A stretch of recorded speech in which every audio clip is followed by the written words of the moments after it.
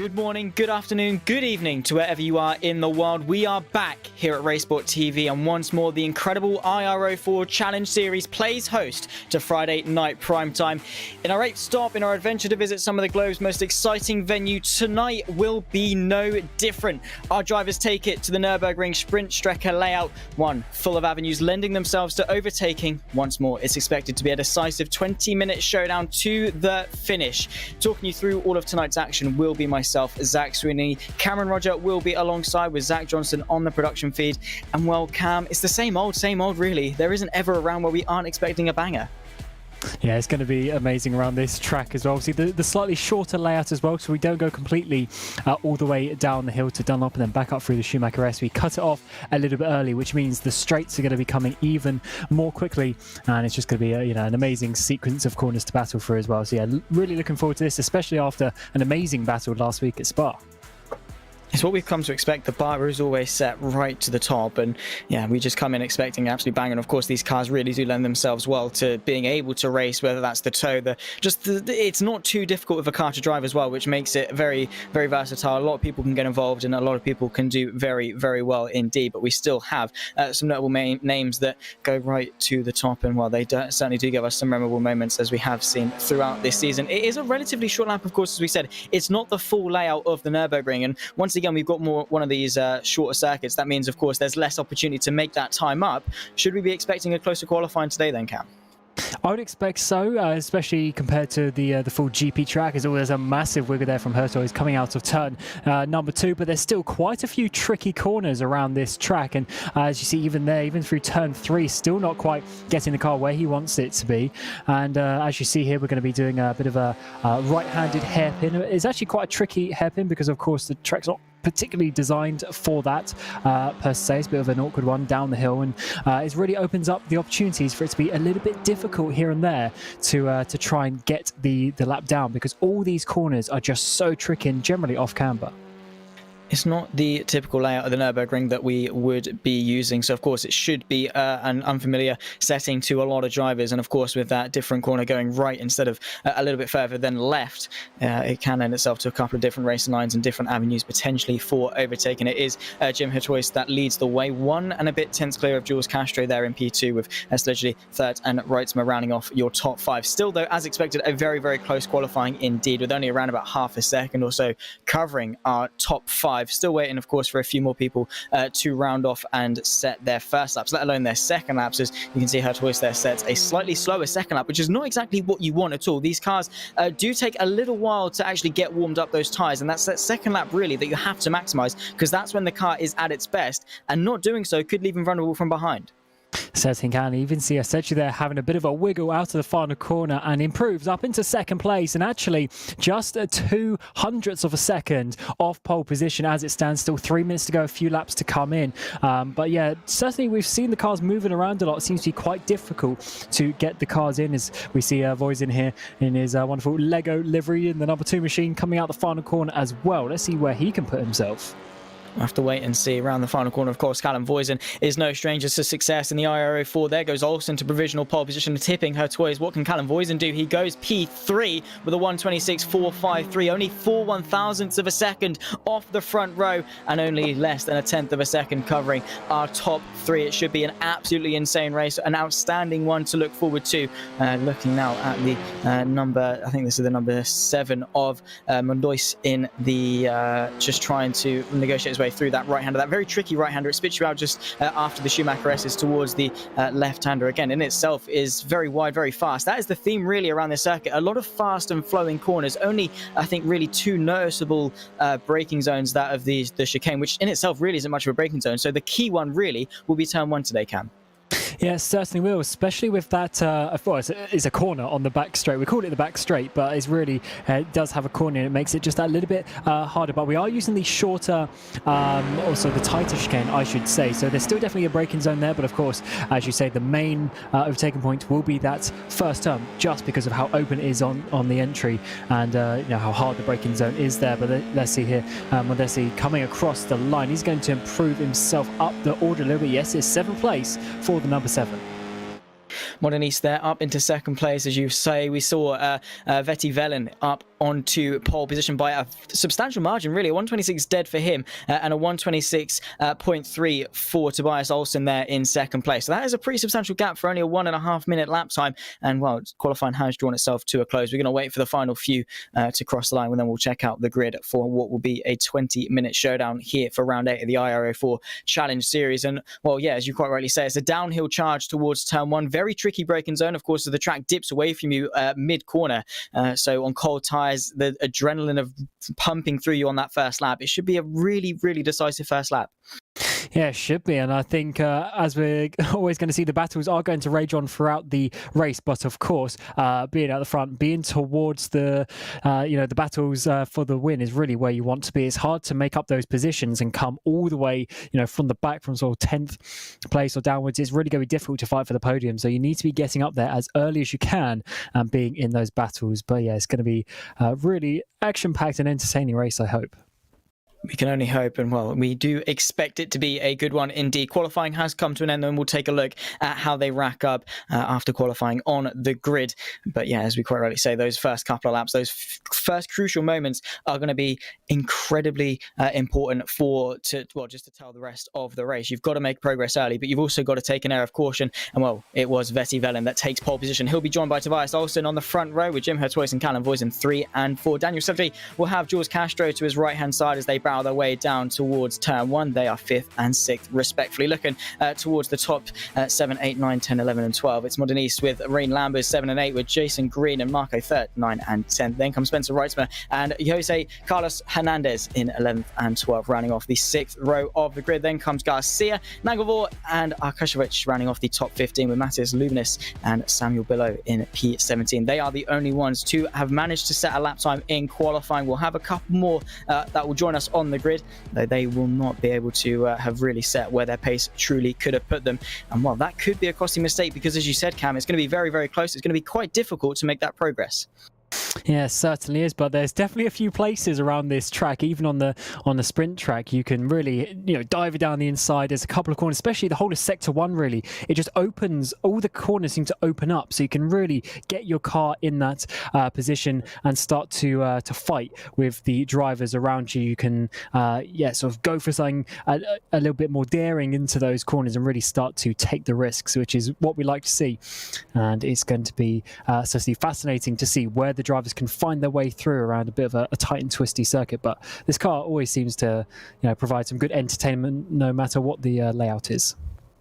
That's true. We have gone to some of the wider circuits like Spa. We go to some tight and twisty ones like Alton Park. In a week's time, this car can go anywhere and it will race well, you would expect. But yeah, well, today should certainly be no different. Waiting for the last few cars to line themselves up onto the grid, then we'll get ourselves underway for 20 minutes. Should be around about 14 laps or so of the sprint Strecker layout here at the Nürburgring. Vetti Velin on pole with Tobias Olsen alongside him. Hertois and Callum Voisin 3 and 4. Should be a very, very close battle indeed. We count ourselves down. Here we go. Getting ourselves ready. Round 8 of the iR-04 Challenge Series. Velin on pole. Olsen alongside.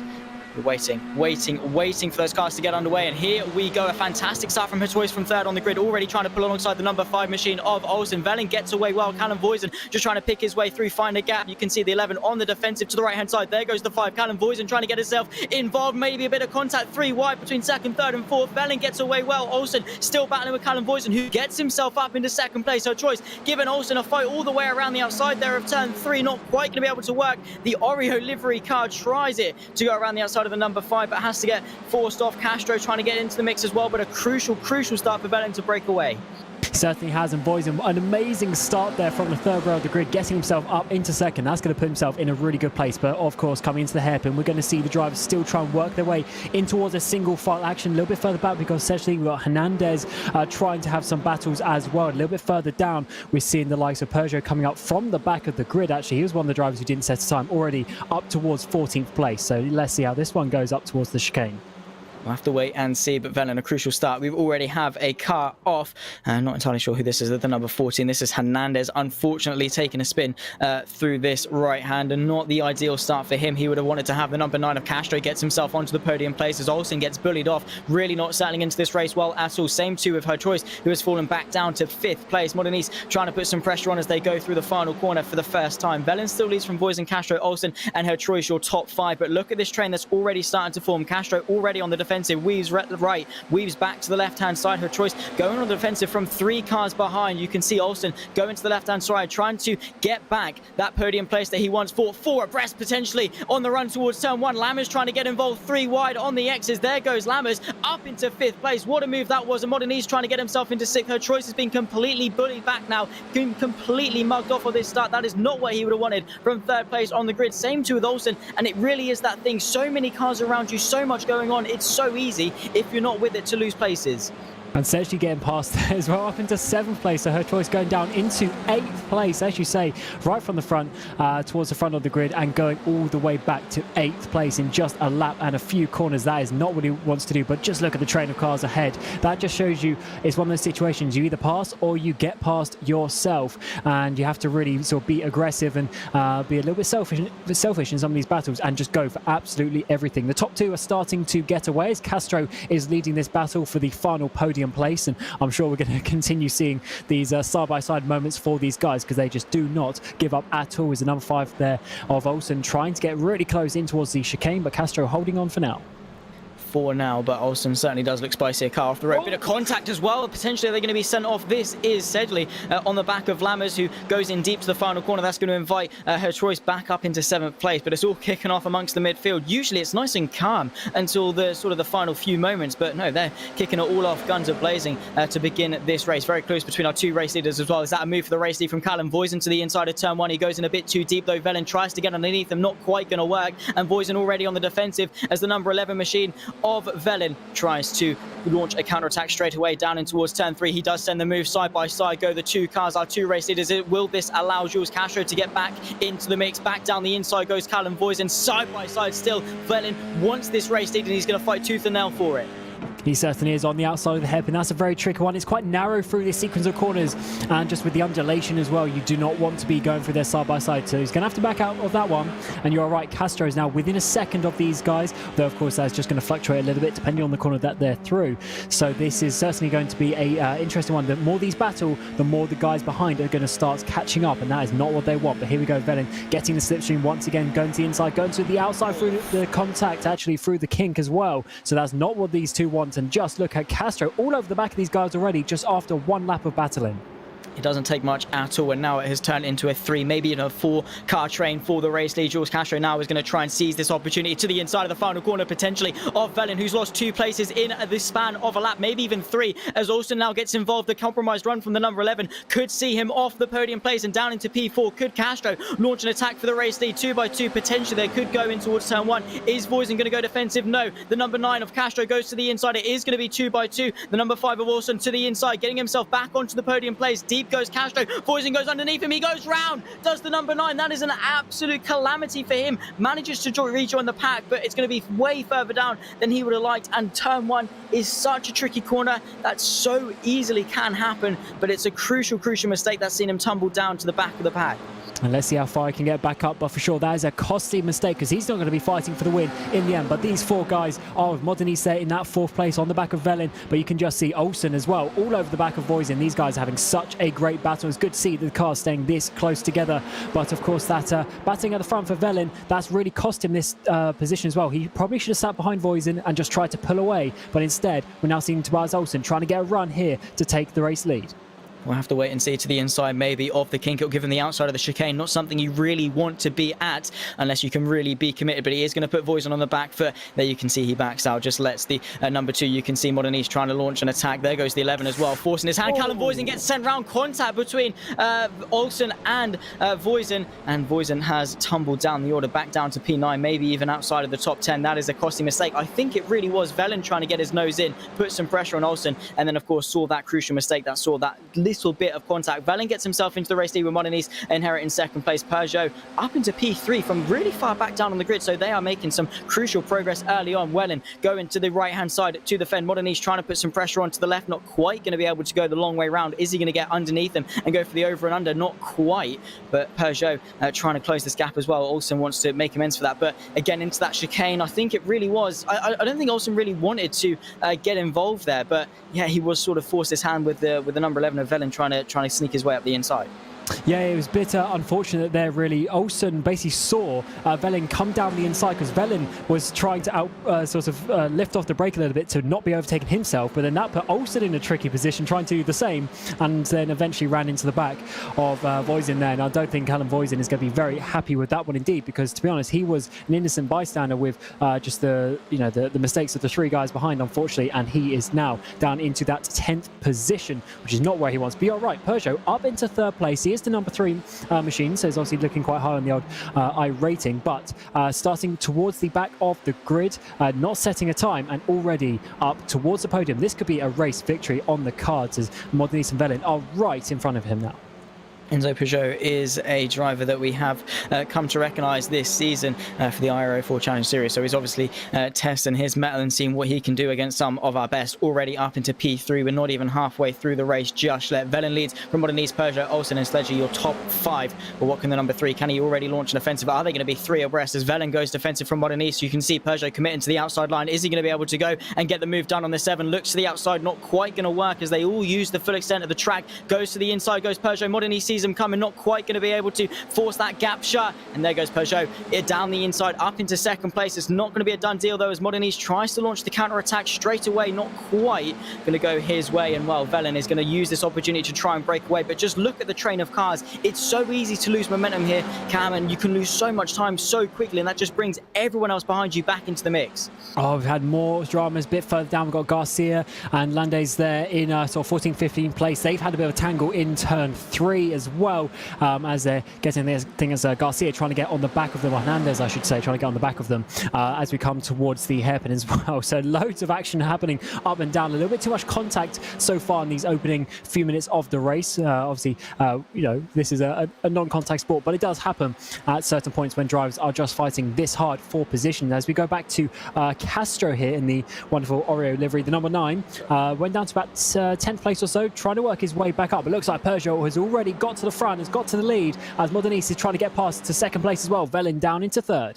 Using Peugeot as the sort of the pry to force that gap open on Velen, who's now fallen back to the final spot on the podium. Is going to fight this place though for second as Peugeot gets himself into the race lead. He has to go to the right hand side though to defend from the pair of them. Modernese there in the middle. Is Velen going to go the long way round on the pair of him? Yes, he is. What a move there from the number 11. Not quite going to work out as Peugeot goes in deep and covers off that move though. To the inside goes the number 11 through turn 2. Not quite going to work. Peugeot under a ton of pressure as we've got a 5, maybe even a 6-car train for the race lead. Defensive once more has to go Peugeot. He has to cover off that line, and to the inside goes, I think that's Sejli on Olsen to get himself into the top 4 side by side. It'll give him the inside for the next right-hander. Modernese trying to find the way through. Velen quickly launching that counter attack though to stay within the mix. Sejli to the inside, back inside the top 4, and can try and press forward and stay in touch with that top 3. But you really don't want to be battling too much if you're sort of 3rd, 4th, 5th in this train, because you do not want those top 3 to branch away from you.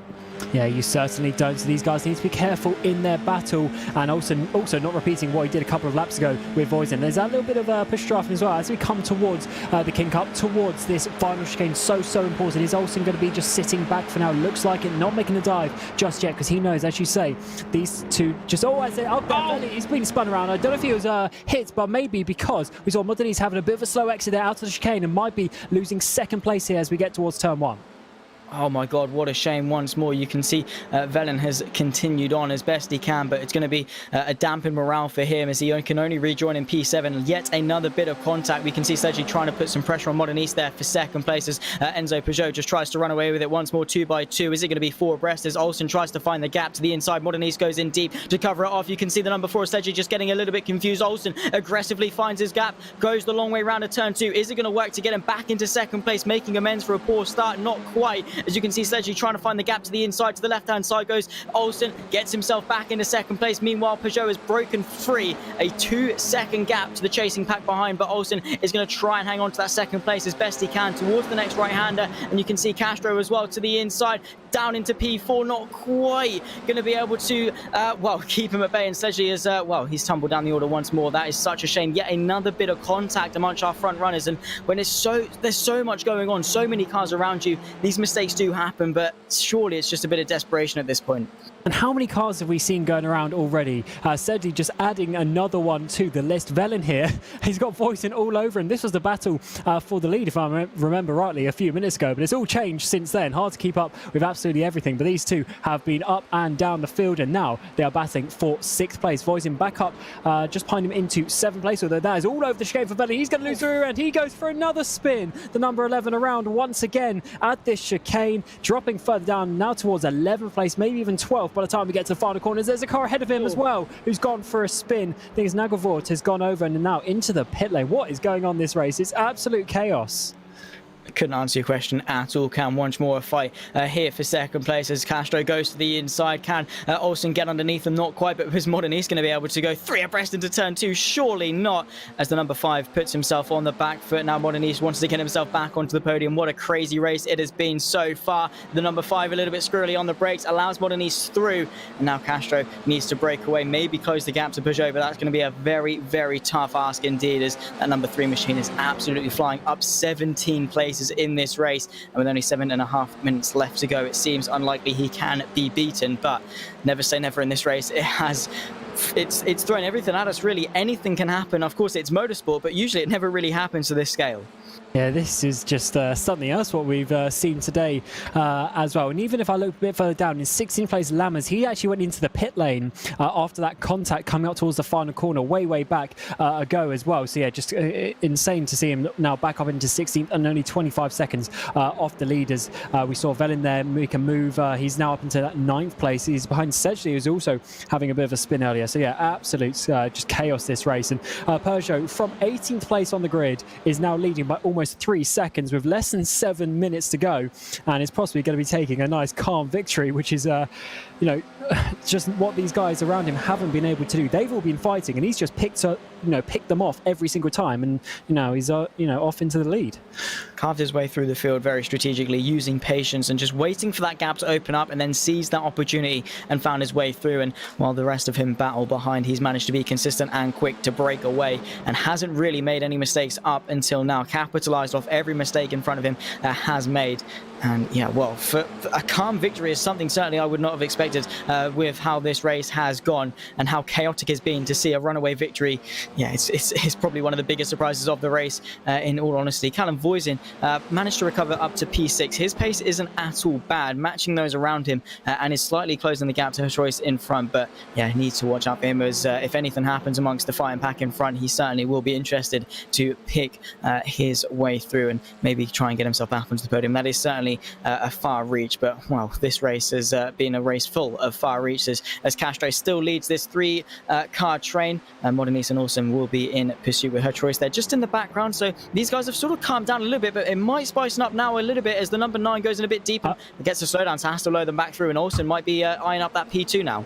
Yeah, that was an aggressive slowdown as well. But side by side through the final corner, Olsen just trying to push out Moderniste there on the outside, but he's actually been able to hold it. And in the background, Castro is just holding on to her toys as well. But in the foreground, let's see who is going to come out on top of this battle. Olsen on the inside, Moderniste on the outside. But that's actually not too bad of a position, because you can run so wide. As Castro in the background as well, also going side by side. Her toys all the way down the inside and managing to make that position in the number 1 car. But round the outside now of turn 2, the Oro car trying to come back, but not able to make that position. So that was a costly slowdown on the exit of the final chicane.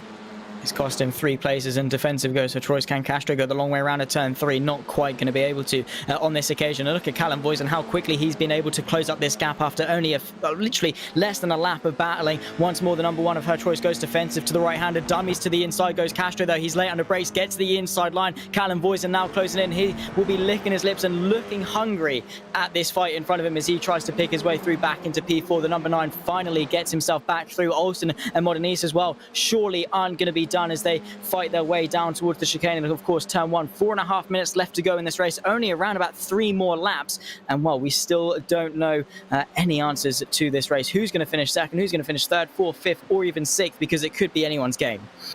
With the rate of them, going for little spins, even on their own, through the chicane. We've seen that a few times, and Castro there almost does it, just goes a little too wide. Oh, contact between the two, up in the air goes the number one car, and that's going to allow Voisin to come around the outside of the final corner. Space given between the two, and then Voisin is going to be up already into 5th place. He was down in 10th, and that just shows you how chaotic this race has been. So Castro leads the way there in this little battle, but Hertois is going to be coming back, and he would have had a bit of a scare there with the wheel almost going light as you now come down into turn one. Though he's going to have to settle into that 6th place. He's going to have to indeed, and maybe even use the number 2 of Callum Voisin to try and pick his way through and get past Castro. That has really worked for a couple of drivers who just wait for the gaps to open up and then follow the driver through that's on the inside, or even just to go back on a cutback on the pair of them, especially to say through turn 1, which is incredibly wide, and you can get such a good drive off the exit. It's only a short run towards turn 2, but it really does work if you can get a much better drive than those in front of you. A car off here, here's Giassen in the 21, a little bit further down in P19, coming out of the final corner. 3 minutes left to go in this race. It's Peugeot from Olsen, Modernise, Castro and Voisin, your top 5. Enzo Peugeot is absolutely flying out in front, 5 seconds clear of Olsen, who is fighting with Modernise through this right-hander onto the back straight with a right-hand kink, interrupting it towards that chicane. And, well, yeah, still, it's going to be a fantastic fight between these two. I think these guys have learned. They've both sort of been in their own little wars in this race. I think they've learned just to calm it down. I think Modernise is probably just going to try and wait for that perfect opportune moment to try and find a way through. Oh, a bit of a wiggle there for Olsen as well. Modernise getting closer and closer as we come towards the final corner, and there's going to be, I believe, 2 laps left in this race. So just 2 more attempts into each of these corners, into turn 1, which has been so crucial so far. Olsen able to hold on for now, but Modernise getting that slipstream, getting the run towards turn number 1. Olsen having to defend a little bit down the inside. Modernise now diving it, no, just backing out of it in the end, but Olsen goes a little bit too deep there, so a little bit too narrow, I should say, into that first corner. That's going to be slow as we come out into sector 1. Indeed so. Only a lap and a half really left in this race to go. Olsen really was on the defensive, parked his car perfectly though, just to put it in the middle of the circuit. Gave Modernise the choice, you can go inside or you can go outside, and Modernise didn't really know where to go because the inside would see him in too deep. The outside would see Olsen claim the inside line and stay in front anyway. We can see Castro going a little bit wide. Is that going to open the door maybe for Callum Voisin in towards the next right-hander? He is going to send it in the Lego car. The number 2 gets the car to the inside, and of course with how long that corner is, that inside line is so crucial because you can just hold it, minimize the distance that you're traveling and get yourself in front. Now Callum Voisin can lead this charge. If anything happens between Olsen and Modernise in front, he will be the one to seize it, or will the number 9 of Castro coming onto this final lap launch an offensive? You would expect, really rationally thinking, that he wouldn't, because with how hard Olsen and Modernise are going to fight on this final lap, it could be crucial and get them both onto the podium. But yeah, you can see Castro just tucking in behind and letting Voisin do his thing. Yeah, just 1 lap to go. So this turn 1 is going to be the last time they go into that corner, of course, and is obviously the hardest braking zone on the track as well, I should say. But Peugeot here coming to start the final lap with just about 1 minute and 10 seconds to go. And so that confirms just 1 lap to go, but 4.5 seconds. That is such a big gap considering he started so low down. He's including all the overtakes as well, and then able to pull such a gap. It's been an incredible race from him, but the battles behind have continued, and we're still seeing Olsen and Modernise on this final lap. Can Tobias Olsen hold on to this one? Only time will tell, and this race has truly been a spectacle, one to remember. And we go in each week thinking of the week before and just knowing how good of a race it is, how good of a race we do expect. And each week this series, the iR-04 Challenge Series, just delivers in every level, ticks every box. Olsen on the defensive from Modernise, Callum Voisin and Castro in pursuit. If anything does happen, with only half a lap really left to go, it has to say this could be a done deal, and Modernise's opportunities are running out. For Enzo Peugeot though, he's done a fantastic job leading the charge out in front. You can see Castro has just given up with that charge towards the front. Callum Voisin though gives him the space, not quite enough for the number 9 as he then tumbles his way down. Her choice back inside the top 5, and that is a very clumsy way to end this race. Got a little bit desperate and wanted that P4 and was a little bit too hungry in the end. But for the man Enzo Peugeot, the number 3 machine, 18th on the grid, battled his way through the pack and managed to stretch a margin of over 5 seconds. He will come across the line for a very well-earned victory here for round 8 of the iR-04 Challenge Series here at the Nürburgring. What a race it was from the number 3, and and you can see there Tobias Olsen will come home in P2. Modenese was unable to launch the attack on that final lap, and well, side by side between his Castro under pressure from Aguado in towards the final corner and to the run to the line. It's not quite going to work out for Aguado, and it's only going to be P7 for Jules Castro, which, yeah, again, I think for a lot of people, their worst enemy was themselves, with a couple of little mistakes creeping in. Yeah, it's certainly the mistakes actually that caught out quite a few of these drivers. We saw a lot of solo issues as well, which is pretty interesting to see that just how that race went, and it was just high intensity. And I think that's what brought on a lot of those incidents, was just the fact that they were just pushing so hard, and in the end, even those close battles, they just spread out in those last few laps just because people were making mistakes. Absolutely, it was a fantastic race, and it was Enzo Peugeot that somehow managed to get himself to win this race. Tobias Olsen and Rafael Modenese in second and third, rounding off the podium. A valiant recovery from Callum Voisin sees him in P4, with Jim Hatrois rounding off the top 5. Our pole sitter, Viti Velin, P6, with Jules Castro, P7. Ivan Aguado, P8, with Marco third, and Spencer Wrightsma rounding off the top 10. Well, it was a very wide gap amongst the midfield. We usually see very, very close midfield fights. Not quite today. Jose Carlos Hernandez, P11, with Alexis Landeas in P12. Rene Lammers, P13, with Garcia, P14. And Lubinis rounding off the top 15. Pablo Rojo, P16. Arkeshevich in P17. Samuel Below, P18. Jason Green, P19. And Daniel Sedgley going into the pit lane to retire. He will only finish P20. Langevort, P21. And Guyson in P22. The fast lap, a 1:25.698 by, no surprise there, Enzo Peugeot. And, well, Cam, final thoughts on that race. There was a lot to go through, but it was action from start to finish. Yeah, the action just never stopped, did it? It just kept on coming, and that is what what we like to see, to be honest. Of course, we want to see some clean battles here and there, but just the unpredictability of this series is incredible. Voisin, we thought he might win the race at one point. He ended up fourth, and then Velin as well. We thought he might win the race, but he was sixth, and even Castro in seventh as well. Just, yeah, absolutely crazy, and I can't wait for next week for another amazing race.